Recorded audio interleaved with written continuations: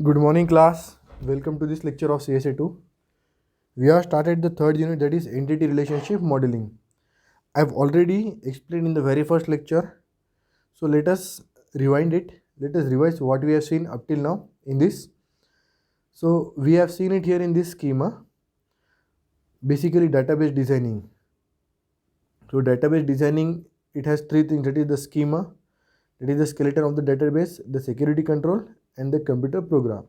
And what is the database design phase? It includes so many points such as identifying the data need, collecting user requirement, preparing textual representation, select concept of database, choose appropriate model, then transform the user requirement into conceptual schema, then specify functional requirements, then design abstract model. So logical design phase, it will map high level conceptual schema to data model, and physical design phase means the physical features are specified. Now design phase, why design is at all important? Because in design what we have to do here to reduce the redundancy, then there should not be an incompleteness, and we have seen one such model as entity relationship modeling. So in entity, what we do, entity means anything which is having a physical existence. You can call it as entities. It can be objects or items of interest. Second, attributes, facts about that particular thing or characteristics of entities, and relationships means links between them. So ER model represent in which there is one ER diagram, it does the mapping and interaction, and then the conceptual schema. So basically that is what an ER diagram does. So in ER diagram here you can see in this example there are two entities, that is lecturer and student. So every entity will have its own characteristics. So here the student entity is showing certain characteristics which we call attributes, and between the entity lecturer and the student there is one relationship. So the relationship is shown by this diamond object. So that diamond block shows the relationship between lecturer and student. So what does the lecturer does? He tutors the student. So that is the relationship. Here you can see it clearly, the relationship, the lecturer, this is the relationship between the lecturer and the student. The lecturer tutors the student. And there is also relationship between module in fact just understand like subject. Suppose there are so many subjects, the student studies that particular subject or particular module. So this is very simple definition or ER diagram. So this is how you draw the ER diagram. Now when you are in a process where you can successfully, at a stage where you can successfully draw the ER diagrams, then it becomes very easier for you, because herein you can say you can create one table student, you can create one table lecturer, and then in this lecturer table you can have one subject as course ID, and here you can have one entity as course ID. So this should be common in both. So from this lecture you get the course ID a student is studying. So this is how it becomes easier for us to design a database. Basically entity means only a particular object. And what we did in database design, I have already told you, that is whether you go for ER model, whether you go for any kind of model, what you generally do, what you at the most do is you just make the table, you create the tables, and in that tables you enter your specific values. In that tables you enter the specific values. आप table बनाते हो और table के अंदर फिर आप values insert करते हो. बस बेसिकली वो टेबल बनाना ही मतलब आपका डेटाबेस डिज़ाइन करना है. अब फिर उसके अलग अलग मॉडल है. तो एंटिटी रिलेशनशिप मॉडल में क्या है, इससे आपको पता चलता है कि कौन से दो टेबल में रिलेशन रहने वाला है, और फिर जब हमको पता चलेगा कि उन दो टेबल में क्या रिलेशन है, तो फिर उसके बेसिस पे हम लोग क्या करेंगे, उसके जो एट्रीब्यूट्स डिसाइड कर सकते हैं, और दोनों में कुछ एक कॉमन एट्रीब्यूट रखेंगे. क्योंकि अगर दो टेबल्स में रिलेशन है तो उसका मतलब क्या है कि वो दो टेबल में रिलेशन है. इसका मतलब ये है कि ये उसके ऊपर डिपेंडेंट है, ये एंटिटी दूसरी एंटिटी के साथ कुछ ना कुछ रिलेशन है. तो हमने क्या किया था कि हमने जब टेबल बनाए थे तो हमने प्राइमरी और फॉरेन की के कंसेप्ट लाए थे, तो इससे हम उसके रिलेशंस बनाते. तो ऐसी एंटिटी बीच के भी रिलेशंस होते हैं कि स्टूडेंट जो है वो कोर्स पढ़ता है तो उसके बीच में रिलेशन है ट्यूटर. तो हम क्या कर रहे हैं, मतलब मैं आपको ये समझाना चाहता हूँ कि इससे हमको कंसेप्ट समझ में आता है कि फ्लो कैसा होगा डाटाबेस का. जैसे किसी ने बोला कि भाई मुझे कॉलेज का आपका जो स्टूडेंट का जो टीचिंग लर्निंग मॉडल का एक मुझे डेटाबेस बनाना है, तो हम बोलेंगे ठीक है साहब, हम आपको डेटाबेस बना के देते हैं. तो कॉलेज में आप कहाँ से शुरुआत करोगे कि ठीक है चलो ओके कॉलेज है, कॉलेज में कितने डिपार्टमेंट है. अगर टीचिंग लर्निंग की बात करें, सपोज 1 2 3 4 5 डिपार्टमेंट, हर डिपार्टमेंट में कितने टीचर्स हैं, ओके, और हर डिपार्टमेंट में कितने सेमेस्टर है, ओके. अब हर सेमेस्टर में कितने सब्जेक्ट हैं और कौन सा टीचर कौन से सब्जेक्ट पढ़ा रहा है. तो हमारा इस तरह से अप्रोच रहेगा. पहले हम लोग देखेंगे कॉलेज नाम की एक एंटिटी, उसमें फिर हम बहुत सारे डिपार्टमेंट दे देंगे, फिर वो हर डिपार्टमेंट के अलग अलग सेमेस्टर दे देंगे। वो सेमेस्टर का फिर हम एक टेबल बनाएंगे सब्जेक्ट, उसमें सब सब्जेक्ट रहेंगे, फिर उसमें हम डालेंगे सेम वाइज सब्जेक्ट, फिर वो पर्टिकुलर टीचर सब्जेक्ट अलॉट हो रहा और वो टीचर सब्जेक्ट पढ़ा रहा, तो ये हमारा फ्लो रहेगा। तो इससे हमको एक ओवरऑल आइडिया आ जाएंगे कि जितना क्लियरली क्रिस्टल क्लियर हम लोग ER डायग्राम बनाएंगे, उससे हमको मतलब अगर आप एंटिटी रिलेशनशिप मॉडल यूज़ कर रहे तो जितना क्रिस्टल क्लियर आप ER डायग्राम बनाएंगे, एंटिटी रिलेशनशिप मॉडल बनाएंगे, उतना क्रिस्टल क्लियरली आपको आपका डेटाबेस डिज़ाइन करना ईजी हो जाएगा। That will be very much easier for you to design the database. उससे फिर आपको डेटाबेस डिज़ाइन करना बहुत ईजी हो जाएगा। तो इसलिए ER डायग्राम बनाना बहुत इंपॉर्टेंट है, और ER डायग्राम के लिए आपको कंसेप्ट पता होना। देखो, एक बेसिकली कोडिंग के बारे में भी ये बात कही जाती है कि सपोज आपको कोड लिखना है। कोडिंग मतलब जैसे आप जावा प्रोग्राम यूज़ करते हो, .NET यूज़ करते हो, पाइथन यूज़ करते हो, या कोई भी और लैंग्वेज यूज़ कर सकते हो, व्हाट एवर इट इज़। तो अगर आप उसमें कुछ कोड लिखते हो तो आपको उसके पीछे कुछ ना कुछ लॉजिक रहता है। अगर आपको लॉजिक पता रहा तो आप लोग कोड जनरेट कर सकते हो, क्योंकि कोड में क्या है, कोड में बेसिकली कुछ फंक्शन स्पेसिफाइड है और वो सिर्फ सिंटैक्सेस है। सिंटैक्स मतलब कि सेमीकोलन पहले होना, कि पहले फंक्शन प्रोवाइड करने पड़ेंगे या पहले वैल्यू, मतलब एक तरीका, जो एक स्पेसिफिक तरीका हम ब्रॉड तौर पे उसको बोल सकते हैं। On a broader way you can say it like कि a specific way to write down your code, वो एक तरीका, और उसमें उतने सारे कुछ ऑब्जेक्ट्स है जो आप यूज़ कर रहे हो, जो ऑलरेडी डिफाइंड फंक्शंस है, तो वो है। लेकिन उसको यूज़ कैसे करना, कब, कहाँ पर, कैसे क्या प्लस माइनस करना, तो ये अगर आपको लॉजिक क्लियर होगा तो आपका जो कोड जनरेशन फिर इजी होता। मतलब जो कोड जनरेट होता, नहीं तो मैं आपको क्लियर कट बताता हूँ कि आप अगर कोडिंग भी करते हो तो आपको कुछ क्वेरी आपको लिखनी है, सपोज CPP का आप प्रोग्राम कर रहे हो, C का प्रोग्राम कर रहे हो, आपको कुछ डिफिकल्टी आती है, तो आप वो डिफिकल्टी को जैसा कि वो सिंटैक्स गलत हो गया तो आप सीधे सीधे उठा के गूगल में चले जाओ, गूगल आपको राइट सिंटैक्स बता देगा, आपका वर्जन कौन सा है, आप कौन सा प्लेटफॉर्म यूज़ कर रहे हो, वो सारी चीज़ों के ऊपर depend, you will get the required answer. लेकिन फिर जब ऐसा है तो फिर हमें इतना सारा दिमाग लगाने की, हम why do we want people to crack all this things, the aptitude interview, they must have problem solving. It is because कि यू मस्ट अंडरस्टैंड कि कोड तो आपको मिल जाएगा, लेकिन लॉजिक क्या होना चाहिए उसके पीछे, the logic behind which stands behind that particular code generated, so that is what it is. तो वैसे ही सेम इसका भी है कि डेटाबेस तो आप बना लोगे, लेकिन आपको ये समझ में आता है कि आपको कौन सा मॉडल वहाँ पर यूज़ करना है। अगर एक के ऊपर एक डिपेंडेंट है एंटिटीज़, तो आप एंटिटी रिलेशनशिप मॉडल यूज़ कर रहे हो, और एंटिटी रिलेशनशिप मॉडल जब आप यूज़ कर रहे हो और जितना आपका क्रिस्टल क्लियर है उसमें, जितनी आपकी क्लैरिटी ज़्यादा होंगी उतना ही आपका, जितनी आपकी क्लैरिटी ज़्यादा होंगी उतना ही आपका डेटाबेस डिज़ाइन ईजी होगा, सिंपल होगा। नहीं तो फिर आप कॉम्प्लेक्स डेटाबेस डिज़ाइन करोगे तो आपको उसको पहले रिजॉल्व करने पड़ेंगे issues, because what we have to do, after all we have to use this database, ये हमको यूज़ करना है, तो जितना सिंपल बनाएंगे उतना बेटर रहेगा। तो इसलिए ER डायग्राम समझना और वो ड्रॉ करना, इट इज़ वेरी इंपॉर्टेंट। और ड्रॉ करने के उसके जैसे हमने फ्लो चार्ट कभी ड्रॉ किया होगा, तो जैसे हमने फ्लो चार्ट ड्रॉ किया उसी तरह से हम लोग जो है ER डायग्राम ड्रॉ कर सकते हैं। उसमें क्या रहेंगे, कुछ सिंबल्स रहेंगे, जैसे सपोज अगर आप यहाँ पे ये सिंबल देखते हो तो in that particular symbol you are writing the,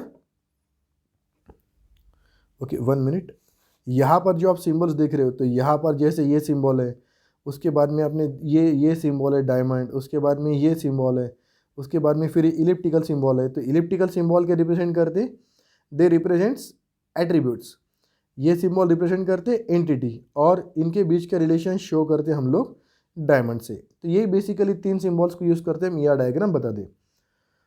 अब उसके बाद में एंटिटी सेट। अब देखो, entity means anything which is real world existence with the set of properties और characteristics. Okay, we understood what do mean by the entity. अब हमको entity तो समझ में आ गया, बहुत हमने देख लिया एंटिटी का। Now entity set, an entity set is a set of entities which has some properties और attributes. An entity set is a set of entities which has the same type. Example, all persons having an account at bank. All persons having an account at bank, ये एक entity हो सकती है। Definition, अब attribute मतलब descriptive properties. Descriptive properties मतलब a piece of information which determines, a piece of information determines the properties of a field tag in a database. अब यहाँ पर आप देख सकते हो कि जैसे हमने देखा, और वैल्यू मतलब a value is a limit और indicator of the attribute which estimates the monetary worth. Now here you can see, जैसे अब यहाँ पर आप देख सकते हो कि पीस ऑफ इंफॉर्मेशंस प्रॉपर्टीज़ ये जो हो गई, ये हो गया आपका एट्रीब्यूट, है ना, ये एट्रीब्यूट है। और ये फिर उस ये आपका एंटिटी है स्टूडेंट, ये उसकी एट्रीब्यूट है। और ये फिर जो है यहाँ पर इन एट्रीब्यूट की वैल्यू है। जैसे नेम क्या है, राम, तो ये होगी उसकी value. A value is a limit और indicator of attributes, estimate the monetary worth of that particular attribute.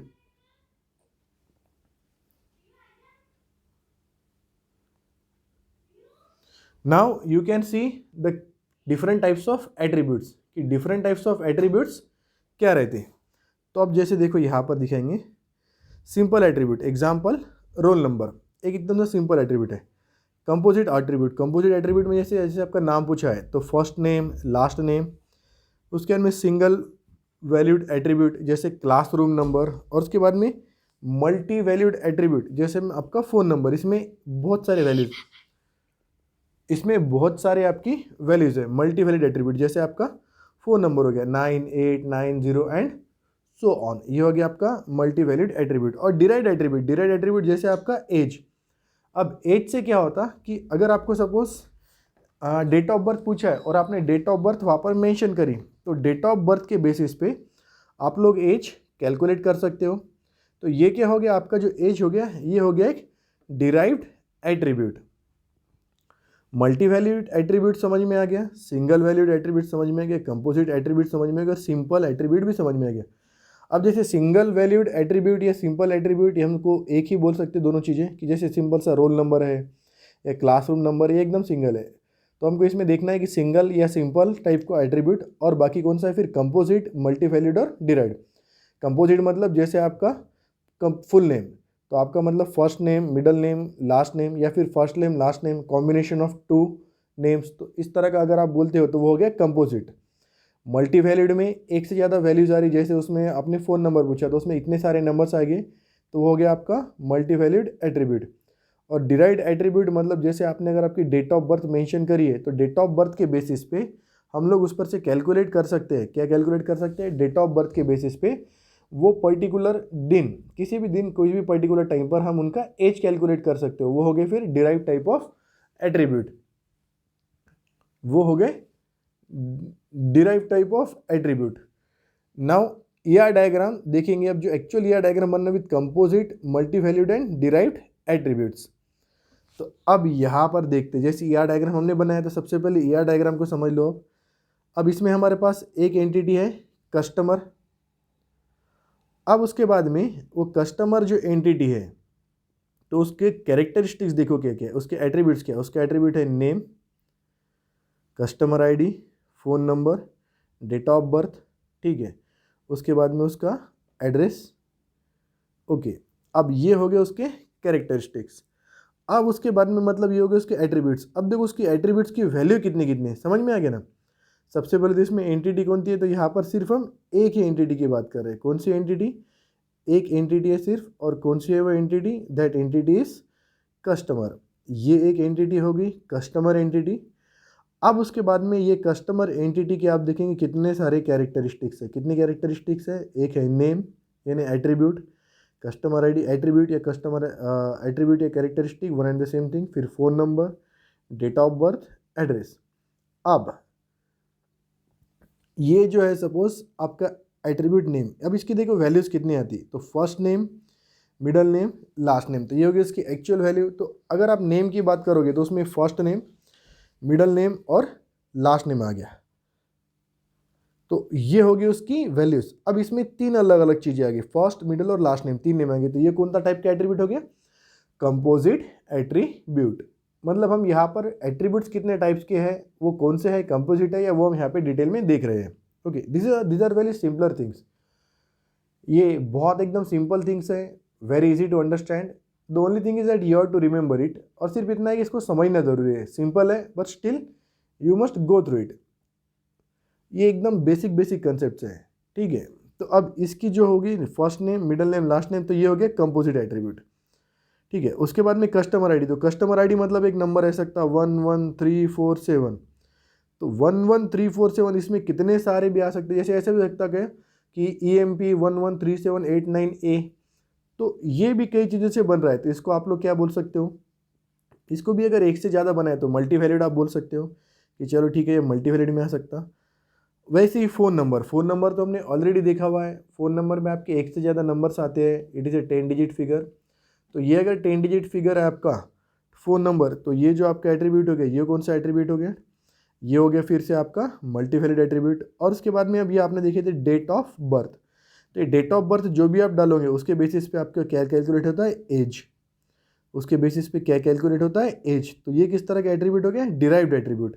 तो अगर आप यहाँ पर बात करते हो एज, तो वो आपको मिल रहा है डेट ऑफ बर्थ से, तो ये एज कौन सा एट्रीब्यूट हो गया, डिराइव्ड एट्रीब्यूट। कौन सा एट्रीब्यूट, डिराइव्ड एट्रीब्यूट हो गया, age. Age is a derived attribute.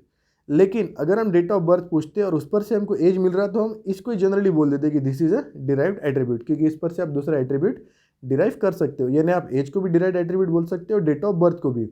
वैसे एज आपका है एक डिराइव्ड एट्रीब्यूट जो आपने डेट ऑफ बर्थ से कैलकुलेट किया।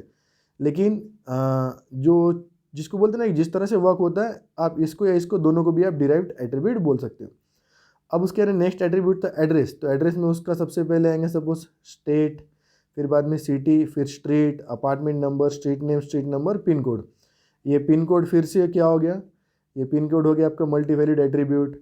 उसके बाद में अपार्टमेंट नंबर, ये भी हो गया मल्टीवैलिड एट्रीब्यूट। स्टेट ये एक कॉमन एट्रीब्यूट हो गया, सिटी ये एक simple attribute, street number, street name ये भी एक सिंपल एट्रीब्यूट हो गया।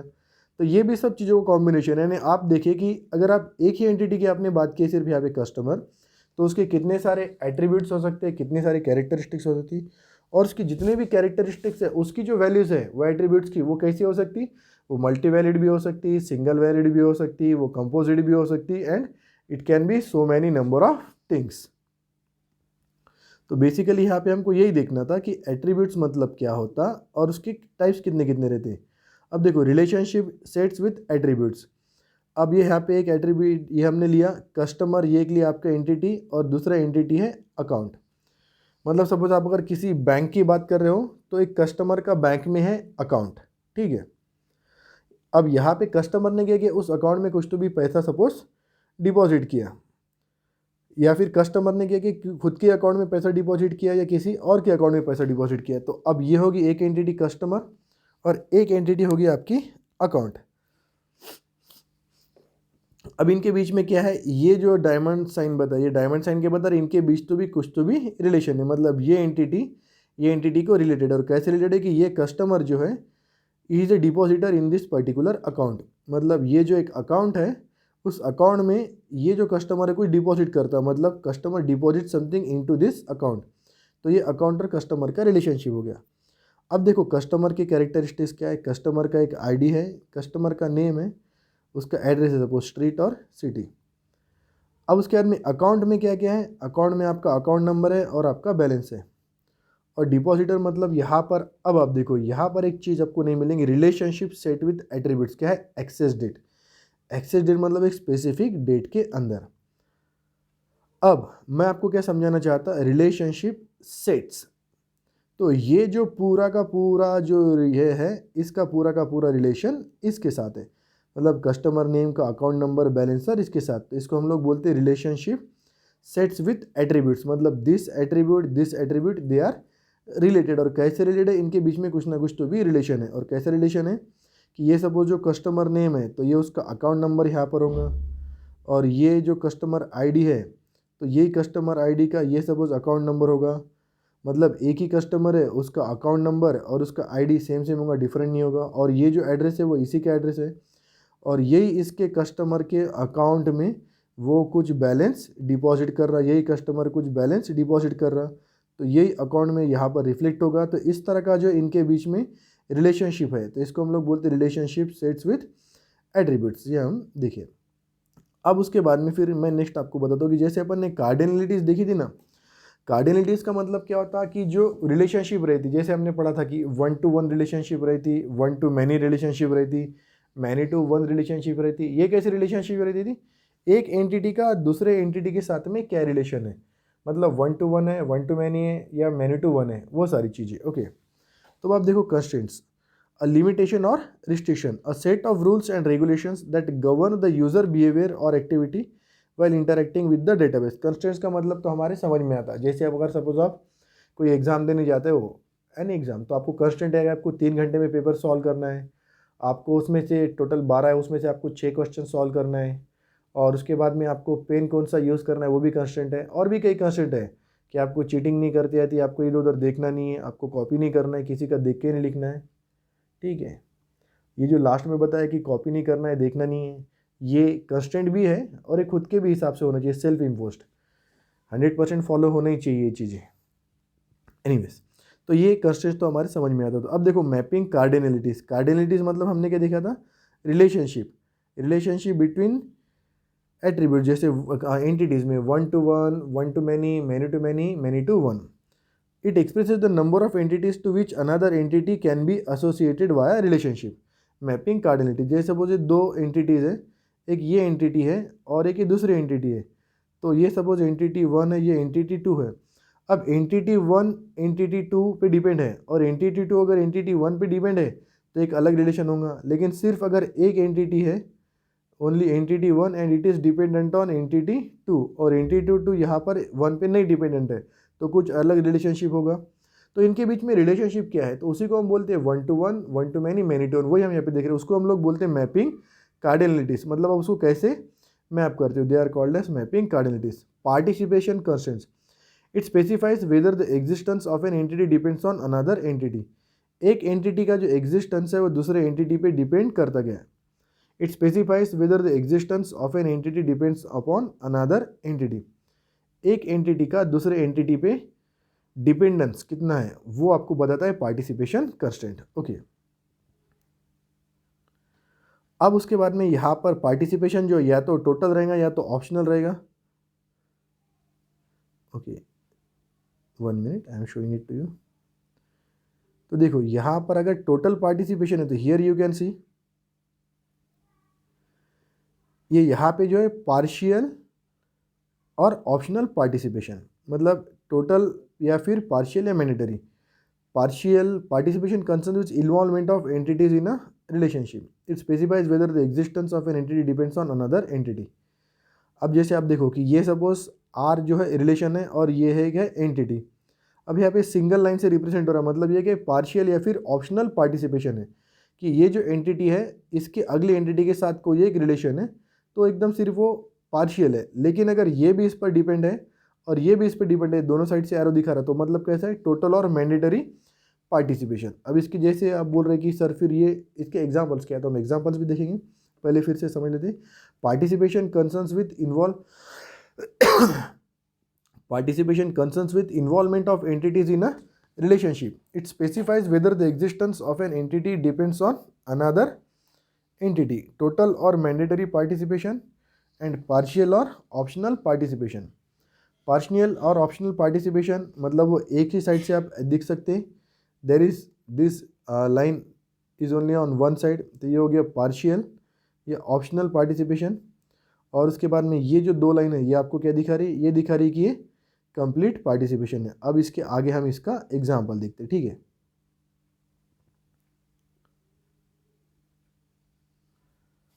Let me get it back, भी हम लोग वापस आ गए। ये देखो यहाँ पर बता था एम्प्लॉय और ये एक डिपार्टमेंट है। अब एम्प्लॉय में सपोज एसएसएन, अब एसएसएन मतलब सपोज वो पर्टिकुलर एम्प्लॉय का नंबर या उससे कुछ तो भी एक एट्रीब्यूट है। अब that employee is managing this particular department, वो इस डिपार्टमेंट को मैनेज कर रहा, और ये हो गया सपोज उसका डिपार्टमेंट का नंबर। तो अब इनके बीच में रिलेशनशिप देखो, ये यहाँ से ये डिपार्टमेंट से भी इधर जाता और यहाँ से भी ये इधर आता, और ये सिंस बता रहा मतलब फॉर अ स्पेसिफिक टाइम। मतलब ये जो एम्प्लॉय है और ये जो डिपार्टमेंट है, तो ये एम्प्लॉय क्या कर रहा है, इस डिपार्टमेंट को मैनेज करता है।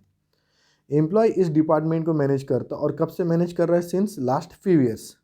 एम्प्लॉय के कुछ एट्रीब्यूट्स है, कैरेक्टरिस्टिक्स है, डिपार्टमेंट के कुछ एट्रीब्यूट्स है, कैरेक्टरिस्टिक्स है। तो जिस तरह से एम्प्लॉय डिपार्टमेंट पे डिपेंडेंट है, सेम वेज में जो डिपार्टमेंट है वो भी मैनेज करता है एम्प्लॉय को। तो फिर ये जो रिलेशनशिप हो गया, ये हो गया टोटल और मैंडेटरी पार्टिसिपेशन। ये क्या हो गया, टोटल और मैंडेटरी पार्टिसिपेशन। अब देखो यहाँ पे 1 to 1 कार्डिनलिटी, मतलब ये इस पे और ये इस पे डिपेंड है 1 to 1, ये मैनी टू वन, ये एक है लेकिन ये सब पे, इसको रिप्रेजेंटेशन अपन बोलते हैं 1 to मैनी, मतलब दिस वन, ये एरो देखना पहले, दोनों साइड एरो है मतलब 1 to 1, सिर्फ यहाँ पे है तो ये एरो नहीं दिखा रहा, मतलब है मैनी टू 1, और ये है 1 to मैनी, और ये मैनी टू मैनी, ये जो है दिस शोस मैनी। तो अब इसको और डिटेल में व्हाट विल डू कि इसको और भी डिटेल में समझने के लिए हम लोग एक्चुअल में देखेंगे। In the next lecture will see the type of entities, actual उसके एग्जाम्पल देखेंगे, फिर उसका डिपेंडेंस देखेंगे, जिससे क्या होगा कि हमको क्लियर कट ख्याल में आ जाएगा, will clear cut understood it, उसको उससे हमको क्लियर कट ख्याल में आ जाएगा। तो यहाँ पे हम लोग रुकेंगे। In short just going through this PPT will revise what we have done up till now. आज के लेक्चर में हमने क्या देखा, though it seems that we have seen very little things but yet that are important. आज आपको लगा कि हमने कुछ छोटी मोटी 2-4 चीज़ देखी but they are very much important. Types of attributes, उनके बीच की relationships, mapping cardinalities, and what do you mean by the mandatory participation and partial participation. और उसके बाद का जो पार्ट है द नेक्स्ट पार्ट, यानी उसके बीच में फिर 1 to 1, मतलब उसके एग्जाम्पल जब हम देखेंगे ना तो हर एंटिटी का कि 1 to 1 का क्या एग्जाम्पल है, 1 to मैनी का क्या एग्जाम्पल है, मैनी टू 1 का क्या एग्जाम्पल है, और मैनी टू मैनी का क्या एग्जाम्पल है। जब ये मैं आपको एग्जाम्पल बताऊंगा तो ये will crystal clearly understand all this things. तो ये आपको आराम से सारी चीज़ें उस वक्त समझ में आ जाएंगी। So what we are going to do, सिर्फ यहाँ पे जो इसका रिप्रेजेंटेशन है, ये रिप्रेजेंटेशन सिर्फ समझ लो, ये जो एरो दिखता ये मतलब है 1। तो ये रिलेशनशिप कैसी है, ये जो रिलेशन बता रहा, ये सपोज एक एंटिटी इधर एक एंटिटी, तो ये इधर भी एरो इधर भी एरो, तो इनके बीच में क्या रिलेशन है 1 to 1। लेकिन अब देखो यहाँ पर ये एरो है तो मतलब 1 to मैनी, यानी ये कई सारे रिलेशनशिप यहाँ पे हो सकते हैं। और ये है मैनी टू 1, ये कई है लेकिन इनका रिलेशनशिप सिर्फ यहाँ पे एक से है। और ये मैनी है, इनका रिलेशनशिप यहाँ पे सभी से है, तो ये हो गया मैनी टू मैनी।